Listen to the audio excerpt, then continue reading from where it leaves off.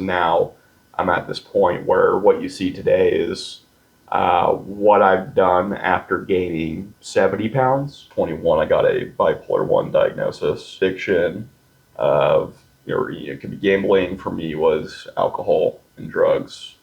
Um, and I didn't really think I had to worry about that for a long time. Skinnier than I am, but that wasn't enough to help me like stop eating food. I had to start real small. Hey motivators, it's Drostan, and I'm joined by Andrew. How's it going, everybody?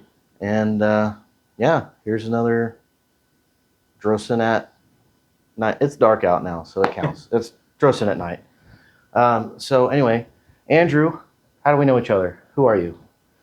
So Drost and I met each other at work, and he told me he was making a YouTube channel documenting his fitness journey and health journey. And I thought, man, this guy's really dialed in, to the point where I think he's going to do it.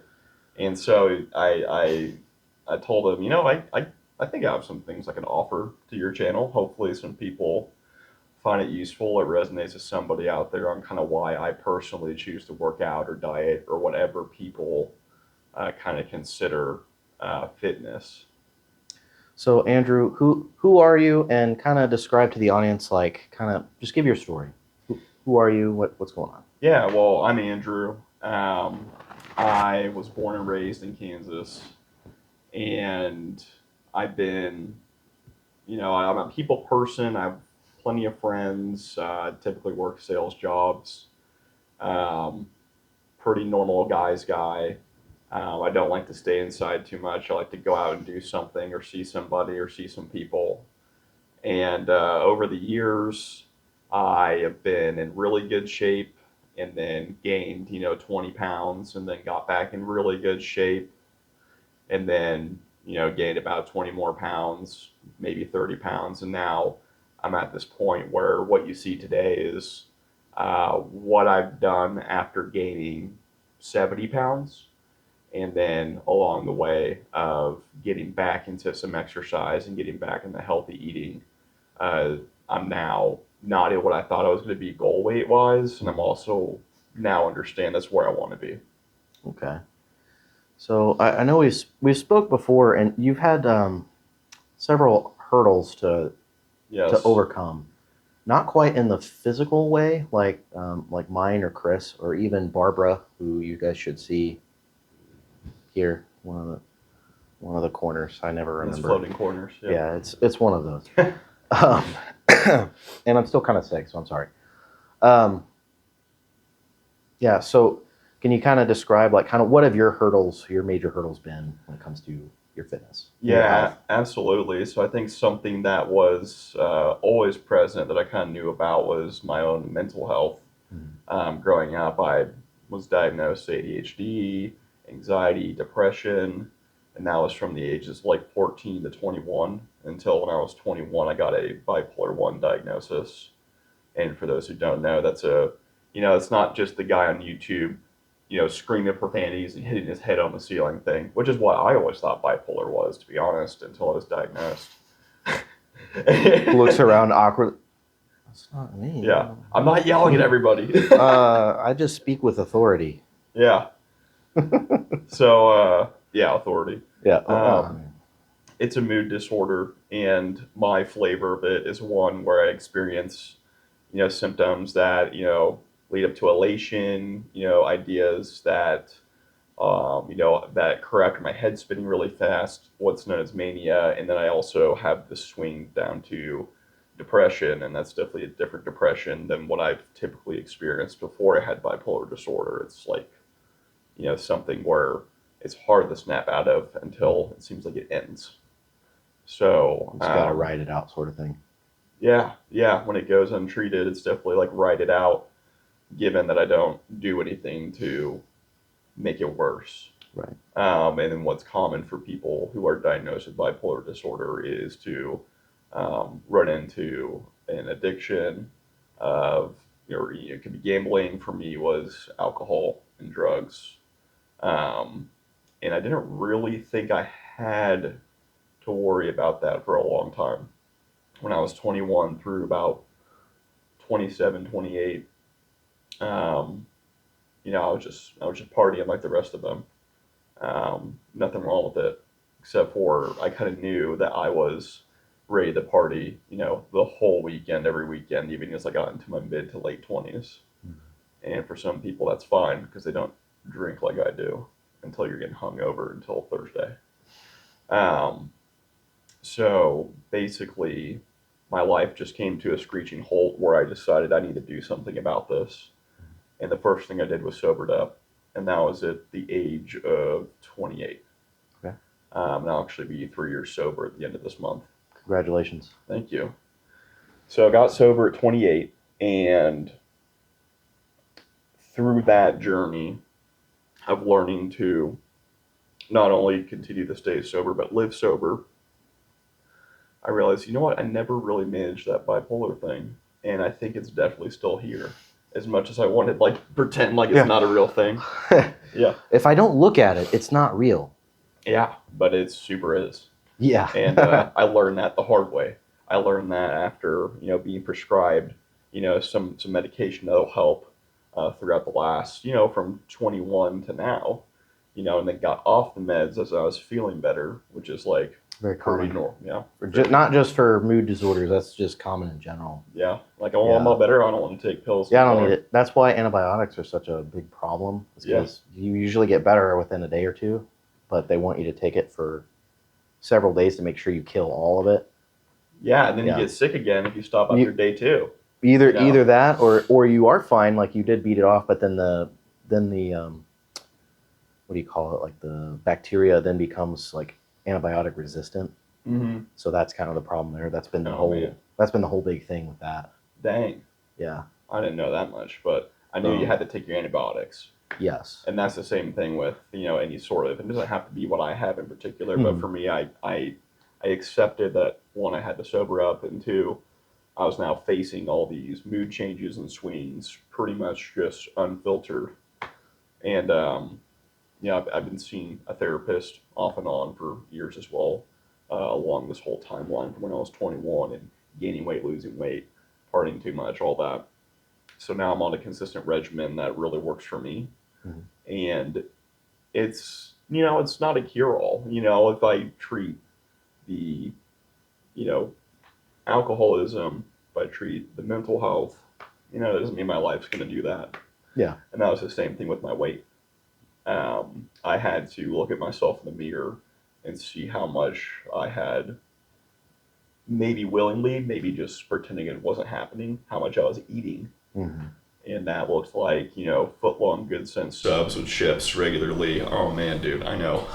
So good. And for dinner, like 15 wings from B-Dubs that night. Yeah. You know, I never got into the wings thing. Maybe I'm not that fat guy.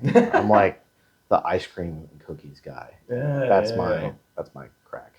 Well, that's something I do at night. Is when when my emotions or anxiety or whatever. When I'm like, all in my feels. I wake up, I go to the gas station, I get double stuffed Oreos. Oh man, yeah. Yeah. So I was just, you know, I had two things, you know, I had a good grip on, and that third thing was I didn't care about what I was eating along the way, and I was definitely coping my emotions with food.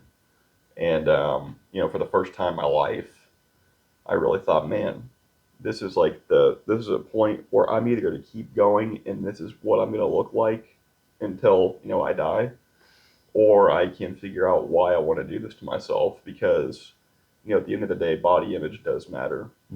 And I would try to really think I want to be skinnier than I am, but that wasn't enough to help me like stop eating food, because I'm just like, well, that hurts my head because I want to eat food. Like, I don't want to be skinny after all. It hurts my feelings, and you know what I do when my feelings are hurt? I eat. You nailed it. That's exactly how I felt. How do I know? Yeah. I think a lot of us know. Yeah, oh yeah. It's not an uncommon thing for sure. Yeah. So I had to learn to embrace that body for what it was, and including my personality. That, you know, just because I look this way today doesn't mean people don't love me less. You know, family, friends, coworkers, whoever it may be that I think, I look up to, or I value what they think of me. It doesn't matter how big I was. So with that going into it, I had to start real small and just start going on 20-minute walks. And that was hard enough to do too. Yeah. And after like 2 weeks, I was able to consistently go on at least 3 or 4 walks a week. And then by the end of 2 months, I was walking, 5 times a week. Or maybe I missed one day, but like went from like no walking to 20-minute walks to now I'm walking 2 miles. Yeah. And throughout that time, like my calves were sore, my legs were sore. It was just from walking. I never thought that'd be me. I used to be athletic and in shape and whatever. And now I'm like, oh wow, I need to really reel back my expectations to where reality is. Yeah. Yeah. That I've had that experience, especially with walking. So after I had my surgery, well, my first surgery, I was able to walk again with a lot less pain because the left leg was the worst one, and then especially after I had the right leg, I definitely had to like really like hold off, and it went to the far extreme where I held off too much, and then I got into the part where I start to atrophy, and not that I was in amazing shape to begin with, but Yeah. it just kind of was what it was. But So you kind of just like did what you could. yeah, I had a period of probably 3 or 4 years where I just basically gave up, and I said, "Screw it, I'm gonna do what I'm gonna do." Sounds like me. Yeah. Yeah. The more that I'm doing these conversations with people, I'm noticing that it's more common. Like it's a lot more common than you think that people just Barbara in the last episode, which isn't out as of the time of this filming, but will be out by the time y'all see this. Okay. She had that, and she ran a marathon. She was a triathlete. She did a lot of stuff, and she had a shoulder injury. And well, she's had several shoulder injuries, but yeah, she had one shoulder injury that was the first one, and that just kind of sent her off for like several years, where she just kind of started gaining weight and not wanting to do anything. And then when you gain weight, your body image and your perception of yourself changes. Yeah. And you're like, well, I shouldn't go to the gym. That's where all the fit people are. Yeah. When really that's where you should go. I mean, not necessarily a gym. I'm not saying you have to go to the gym. Right. Not everybody likes a gym. I understand that. I feel like Barbara, but you got to do something. Yeah. Oh, she's definitely a gym rat. Like she's the gym type of person. So I understand what you're describing. Like I went from, oh, I belong in the gym to, do I really belong in the gym? Yeah. Like years later. Yeah. Because I just stayed out of it. Yeah. So. For me, as someone who's I was never a gym person. Like that was never a thing. I did one class in high school where I did weights, and I enjoyed it, but it was never something I was like, yeah, I'm just going to go to the gym. Like that was never a thing that I thought I would ever do. Yeah, same here. Like, there's the guys in high school, they're always in the weight room. And yeah, I was like, man, that'd be nice. And at the same time, I didn't really learn to enjoy weightlifting until I was in my early 20s, and now I'm 31. Yeah. Now I love weightlifting. But I hit my stride when I hit my stride, and the timing was what it was because my life played out this way. Yeah. And, after going back to that walking story, I then joined a gym nearby me that had just opened. It was like an epiphany. I was at Starbucks, and I look up, I'm like, when did this new gym get here? Everybody's at Starbucks. Yeah. Everyone and their mom's at Starbucks. I absolutely despise Starbucks, but that's a topic for another day. So yeah, so kind of touching on what some people would call body positivity. Since we're both kind of talking about that, about how our perception of ourselves changed over time, both for the better and for the worse. Yeah. What would you think of? Like, what do you think of when somebody says body positivity? Do you equate it to the fat acceptance movement, that it's kind of co-opted that, or do you think of it differently?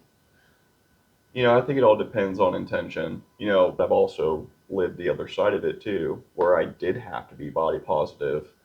And I think at the end of the day, it doesn't hurt anybody. It doesn't matter what anyone's motives are, if they're trying or not. It's not me to judge, what's inside here. Hit the microphone. What's inside here? It's okay. I think it's really important for anybody, regardless if we're talking about exercise, or if we're talking about, making friends or whatever, I think body positivity is important in any area of life because I think there are a lot of people who don't have that natural, I wouldn't even call it self confidence, but they don't have that self doubt. They don't walk around with, looming fears that people might reject them just for how they look. Yeah. Or And how they act or how they speak. exactly, yeah. Yeah, and the body goes into that. It's Yeah. the first thing you notice about somebody because you can't just, hey, I'm on the other side of this wall. Oh, I hear your voice. You sound nice. No, you always see a person before you ever meet them. Yeah. Yeah. Like I, I don't really picture things in my mind very well. I believe it's a condition called aphantasia, though I don't think I'm fully there. Yeah. Basically, like you have no imagination. Basically, like you don't. So like when I speak with my wife and I say imagine something, or if I could tell you imagine an apple, Mm-hmm. can you like literally see the apple and be able to like Yes. it's there? Yeah. I don't. It's black. Like I don't Oh, have anything there. I can't. I'd have to actually see and physically see an apple. interesting. Okay. Yeah, which makes videography and photography kind of difficult because I don't have that. It I can still make it work anyway. Yeah, yeah, yeah. I can see you. Like, that might be like, Excuse me. there's a natural, maybe editor's cut in your head, but you got to see it all. Yeah, like I kind of have the idea. Like basically, I think in words a lot of times. Mm-hmm. Um, I kind of think along the lines of body positivity as more of a, in its proper understanding, would be something more along the lines of you are who you are. You were made the way that you were Mm-hmm. by God. I'm going to say God. Okay, I'm sorry. I'm not sorry, y'all. He's real. But Whoever your higher power is. yeah, if you want to believe in something else and be wrong, that's fine. But yeah, like God made you the way that He made you to do whatever He intended. Now, obviously, we have some say in that. We have some role to play in that. But like, especially from my perspective, coming from having like, I'm not going to say a major injury because it's not really a major injury. I mean, I'm not like completely crippled, though I felt that way for many years. I still sometimes do, especially because like yesterday, I finally got the gym again after like 2.5 weeks of being sick, and I Mm-hmm. am hitting that soreness. Like that soreness hit hard, so I'm like limping, kind of bad. And Well, I'm in a similar spot because yeah, the holidays are over and I'm now back in the gym working on the consistency. mm, And, I had my first real leg day. Well, I've had a couple of them, but they're so far apart. And it's been so long that my legs mm, are actually so much more sore than if I would just keep going back in the gym. yeah. But tomorrow should be better. It's always the day after is the worst, and then when you hit it the next day, and then it's fine. At Yeah, least for me, yeah. that's how it is. But yeah, that's just kind of how I see body positivity. I've been kind of thinking about making a video more on that topic. I just haven't yet. I haven't kind of had the inspiration of what I want to say exactly, but that really hits on that. And kind of continuing on this theme, like what is health to you? Like what do you think of when you think of health? What does that mean? Because that what words shape the way that we think, Yeah. and I just kind of am interested in how you perceive health because that probably changes your perspective on what you think that is versus me. Yeah, and I was about to, because I just talked a lot about the whole process of how I even got back into the gym. And Mm, for me, why I keep going back to the gym is my health. And what I think of health is I got to keep my head on straight. mm, I like the habitual discipline of knowing I have something to go do. And then the physical feeling, I don't know what mental health experts would say. I'm just a patient, but when I exercise, there is a difference mm, in the stability of where my actual head's at that week yeah. versus when I'm slacking on workouts or maybe I forget it's a thing. Um, so health for me is the physical health is important. Even just drinking water, eating the right food, that's important. Mm, But also um, knowing I'm doing what I can to stay healthy also makes me feel healthy. It's not actually, okay, I checked all these boxes, so I must be healthy. mm. It's the discipline of getting myself to go do something. I'm doing the work, and that's what being healthy is doing the work as opposed to just an on or off switch. Yeah, and I think doing the work is a good way to put it because I've been complacent for so long. I just want to live in the opposite, opposite place. Complacency kills. It's a common military phrase. Mm-hmm. Well, I'm not sure if it's strictly military, but I know it's a military phrase. Makes sense to me. But kind of going along the lines of the self-perception sort of thing, I'll do the most boot thing ever, and I'll say a boot camp story because I was a reservist and most of my time was in boot camp. Mm-hmm. So that's when I have the most stories. But a very important lesson that was taught to us as recruits, and then very very newly fledgling Marines, was perception is reality. The way you perceive things, or the way other people perceive things, is the truth to them. Doesn't matter if that is the capital T truth, it's their little t truth.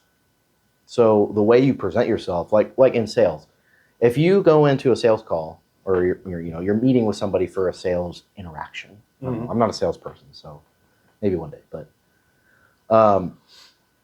like if you go in all like disheveled and your clothes are all wrinkled and your shirt's half tucked in, half tucked out, and your hair's a mess and your beard is like crazy, they're immediately going to have an immediate reaction to that. Absolutely. They're going to perceive you poorly. So you have a lot more ground to make up in your sales, in your pitch. Whereas if you come in like a freaking stud, even if you in your own perception think, oh man, I'm like, I smell bad, I look bad, I feel bad, whatever. But if you just fake it till you make it and you make it work, the other guy never knows.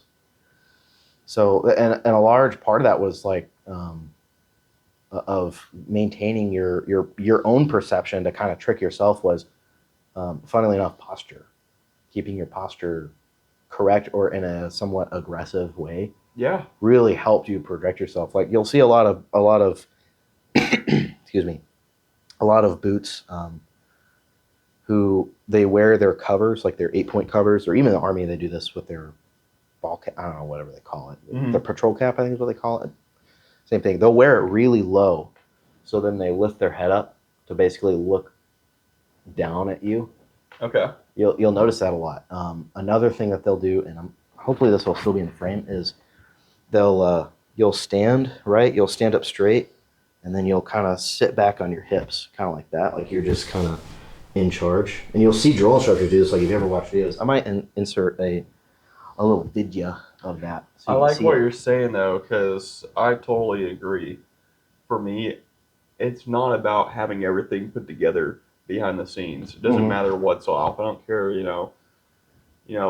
I need 10 things to go right, and only one is, and the other 9, I have no idea how I'm going to get these life things done. The important thing is making the time and then making the decision. Like, I'm going to the gym regardless. Like, I don't need, Jupiter to line up with the rest of the cosmos for me to go to the gym. No one does. And that's what I learned, not only about fitness, but with anything else in life. It's, I'm either going to do it or I'm not. Right. There's not really much thinking around that. Yeah, just this makes me think of the meme with Shia LaBeouf. Just do it. I always, anytime I just got to do it. It just flashes in my mind every time. I always think of that. It cracks me up. Just do it. Yeah. So obviously you have kind of a focus on fitness, or your focus on health is a lot to do with obviously your mental health. Yeah. Due to those issues, and that kind of has bled into your physical health in the form of exercise. Do you focus on diet at all, or how do you kind of wrangle that square? Yeah, diet is something I try to do, although there is a certain sacrifice that needs to be made to like lose a lot of fat and keep the fat off. And I've kind of lived that life before, and I can't say in this phase of my exercising have I really committed to that for an extended period of time. I've seen what happens results-wise when I eat in a deficit, basically, a lot. But it's like, what is it worth the cost to me? I like my physique now. If I need to, I can still run fast.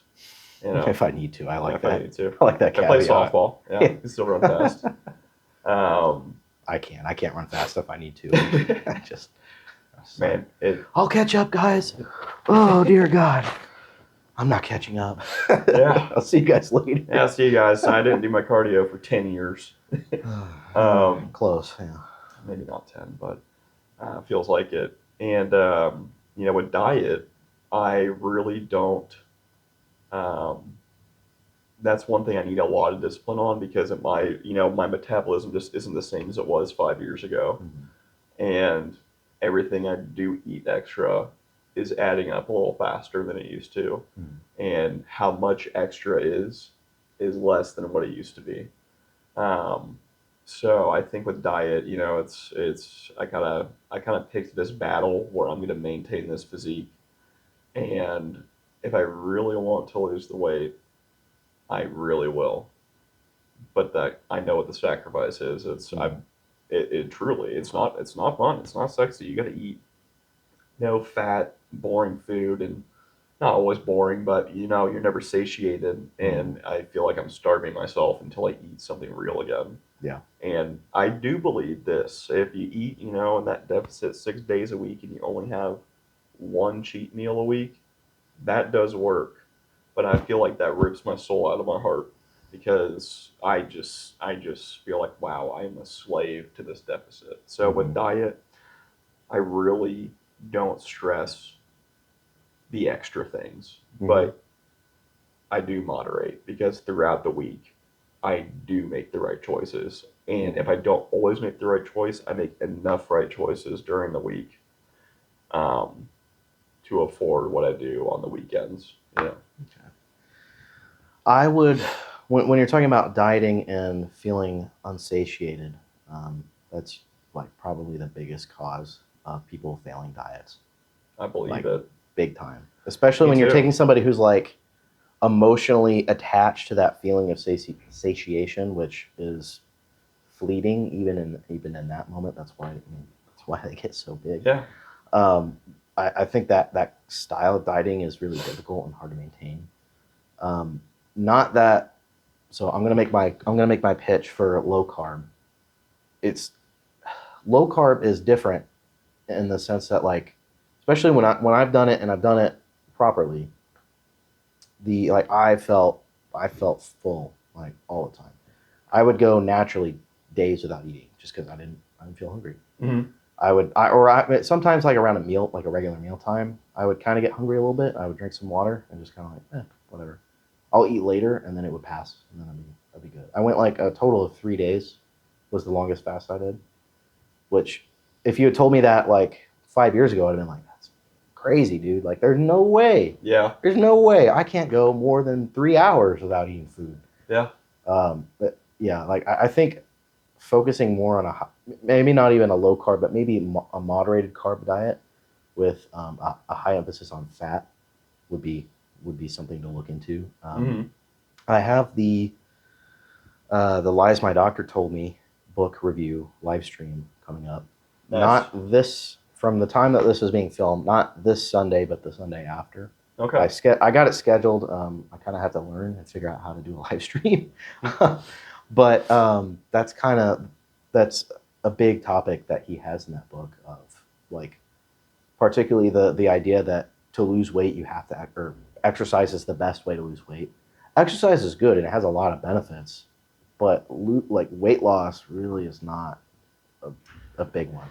No, I mean, the biggest weight loss I've seen is I'm always exercising, but it's pretty much the week I decide to change my diet is when I actually see this first, and then it kind of shrinks right here in my legs, and then the number on the scale starts going a week later, like 2 weeks after dieting. It's like, oh wow, Yeah. this really is 80% diet.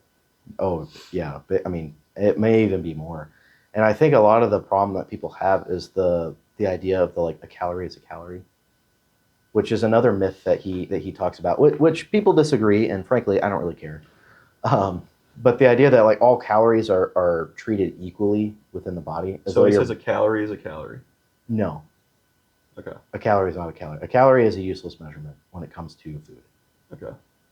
Because the idea of like, if you burn more calories than you take in, you will lose weight. yes, however, your body isn't like a one for one. It doesn't work that way, and it doesn't literally burn. Like it doesn't work that way. It's a chemical process, not a burning process, like Not a physical, math thing. not a physical process. Yeah, it's not a math thing. Your body uses a carbohydrate different than it uses a protein versus it uses a fat. They accomplish different things in the body, and they're all important. Though carbs are vastly less important than people think they are. Like, you literally do not need carbs to live. It'll suck for a little bit until your body gets used to it. Yeah. But your body will make carbohydrate. The carbohydrate that you need, your liver will make it. It's called neoglucogenesis, I believe is the correct term. Okay. So your body will make the glucose that you need. Like it's not a big deal. That's how you maintain your blood sugar.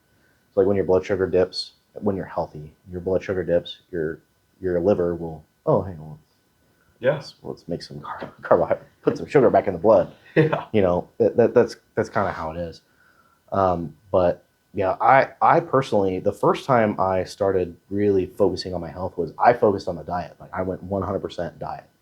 I didn't do any exercise. I didn't do nothing. I didn't change anything in that regard because I felt like I didn't want to hurt myself again. And it hurts. Yeah. It sucks. Yeah. And I'm not good at it. I don't want to go to the gym because I have that perception of I'm not a gym person. I shouldn't be in the gym. They're going to laugh at me. They're going to make fun of me. They're going to whatever. So I focused entirely on the diet.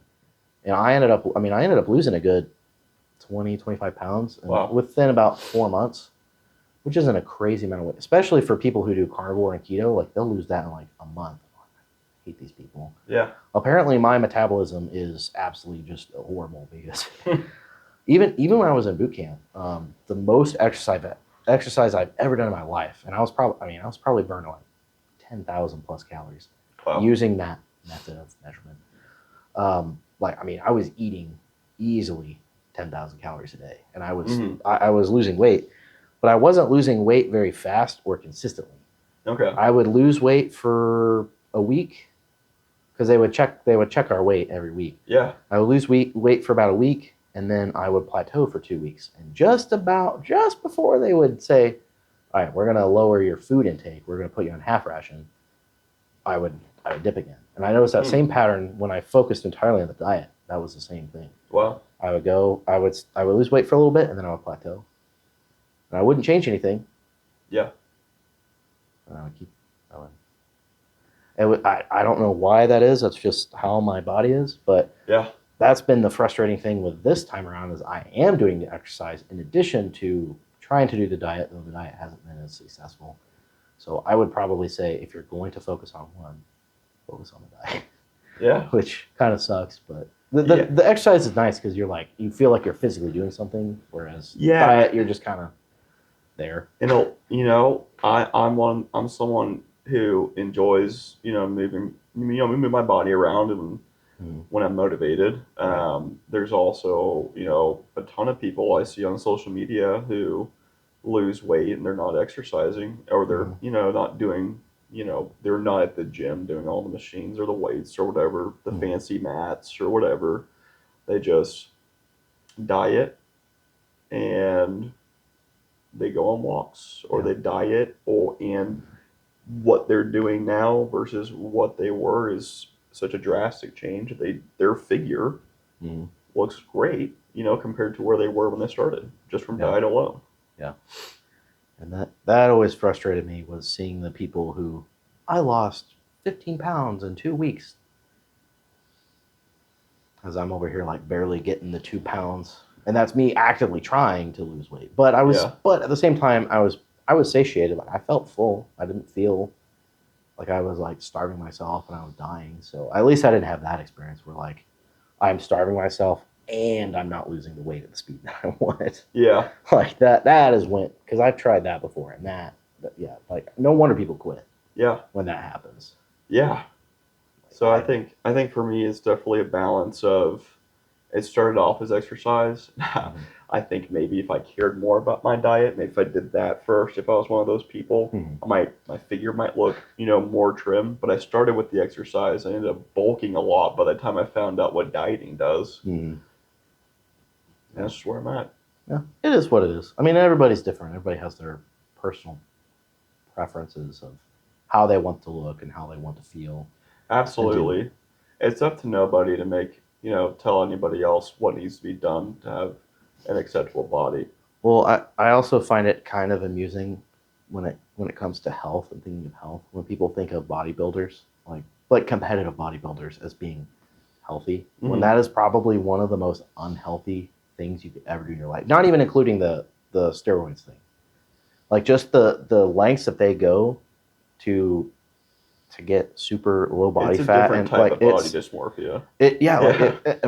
I personally think that they look gross. Like, I don't think they look. I think sometimes the natural bodybuilders can look okay, but even then, their proportions are weird because the whole point of it is to make the muscles as big as possible, Mm-hmm. and there's like very little aesthetic to it. Where I don't like the aesthetic. That's me. I mean, maybe I'm weird, but I do not find that to be a good look, and I would never do that to myself.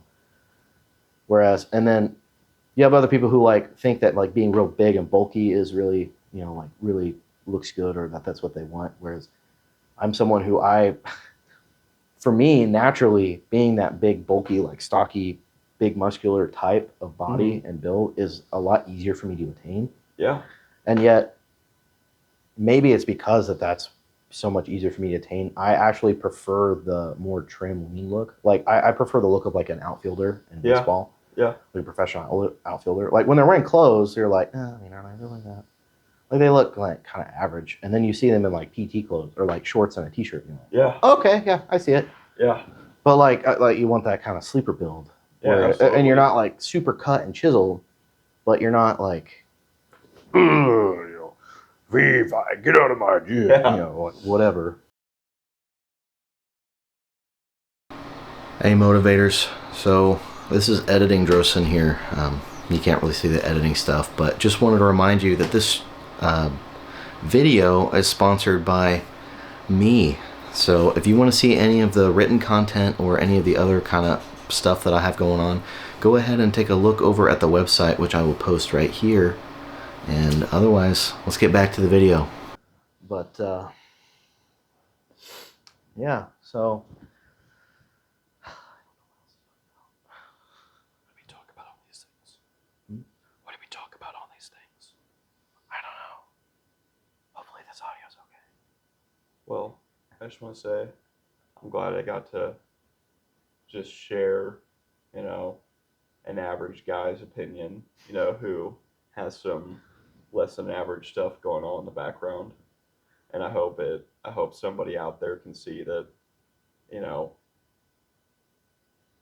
my life came crashing down. I built it back up, and um,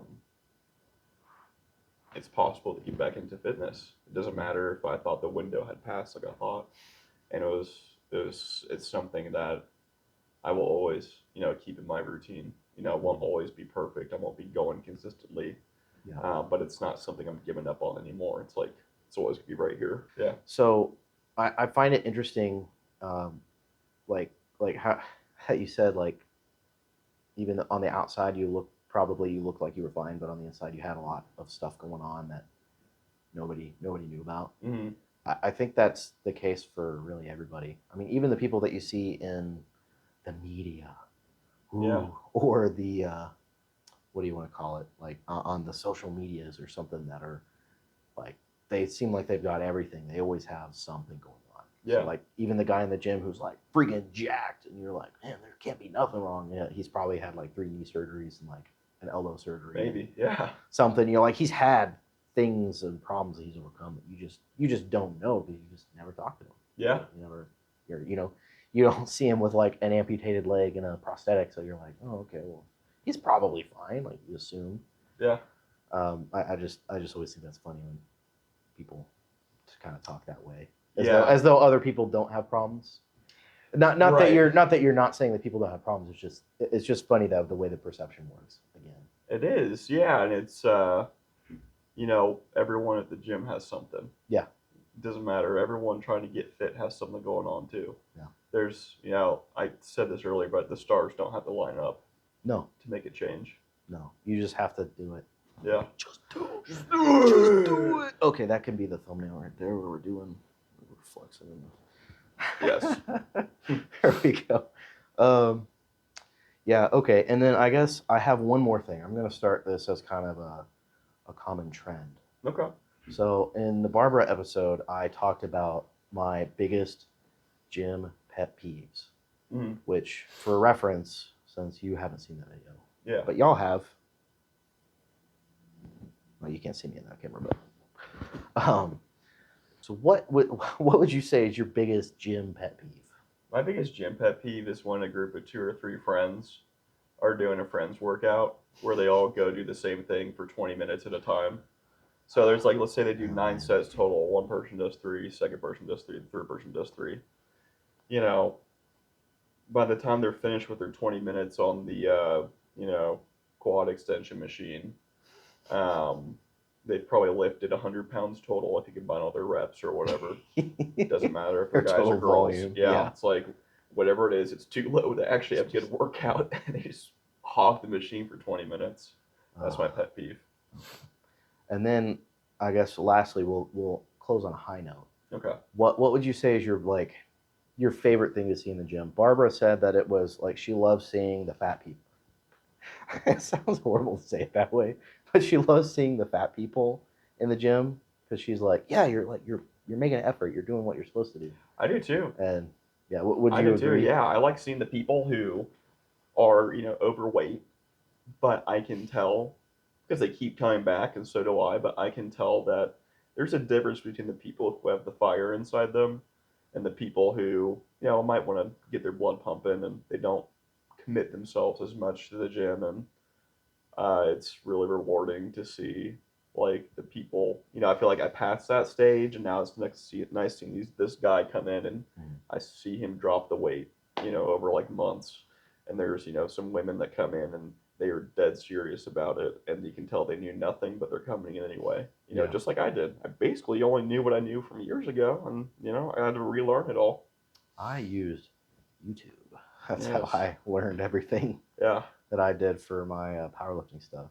Alan Thrall, when it comes to powerlifting, or he's more into bodybuilding now, but he also does strongman. Anyway, Alan Thrall from Untamed Strength, also a fellow Marine, so he's a good one to check out Very if nice. you like that kind of stuff.